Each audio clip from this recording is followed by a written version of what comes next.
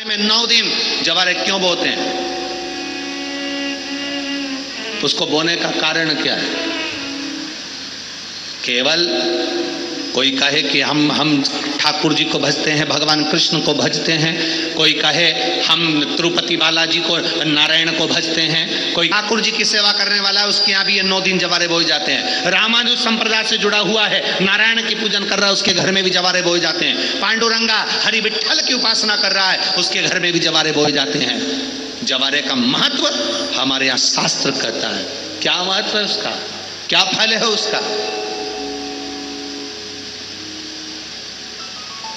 महाराज बुलाया गया। शिव पंचायत में मां दुर्गा बैठी हुई है और शिव पंचायत में जब दुर्गा भवानी बैठी, उपद्रवियों ने उपद्रव मचाया, अहंकारियों ने अहंकार मचाया, असुरों ने, राक्षसों ने हाहाकार मचाना प्रारंभ करा। तब उस समय पर देवाधिदेव महादेव माता पार्वती को देखकर, दुर्गा भवानी को देखकर मुस्कुरा रहे थे। केवल शिव मुस्कुरा रहा है, पार्वती को देखकर, दुर्गा भवानी को देखकर, मां जगत जननी को देखकर केवल मुस्कुरा रहा है। तब देवता सूर्य नारायण ने भगवान शिव जी को देखकर हाथ जोड़कर प्रार्थना करी। भास्कर देव बोले, सूर्य नारायण बोले, बाबा मेरे मन के संशय को मिटा दीजिए। शिव जी ने पूछा क्या काम है? बोलो क्या चाहते हो? शंकर भगवान से सूर्य देव, भास्कर देव कहते हैं, प्रभु आपके मुस्कुराने का कारण क्या है? भारत की भूमि पर जितने पूछ रहे हैं भगवान देवाधिदेव महादेव से, आप दुर्गा भवानी को देखकर मुस्कुराए, आप हंसे हैं, आपके चेहरे पर प्रसन्नता आई है,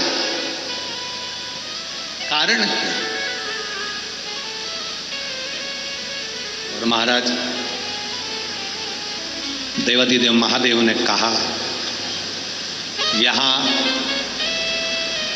भगवान विष्णु,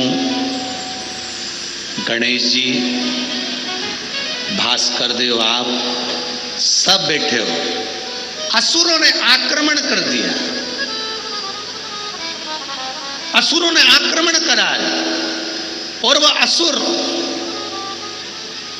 आक्रमण कर दिए हैं तो वो असुर प्रवेश कर रहे हैं, उपद्रव मचाकर, हाहाकार कर कर नष्ट करने वाले हैं इस पूरी पृथ्वी को। तो फिर उसको बचाएगा कौन? कैसे बचेगा? शिव जी ने कहा चिंता मत करो। दुर्गा ने अपने केश का स्मरण किया, एक केश को माता पार्वती जी ने अपने हाथों से छुआ, छूते ही एक कुंड में सुंदर जवारे उत्पन्न हुए हैं। जब तक वो जवारे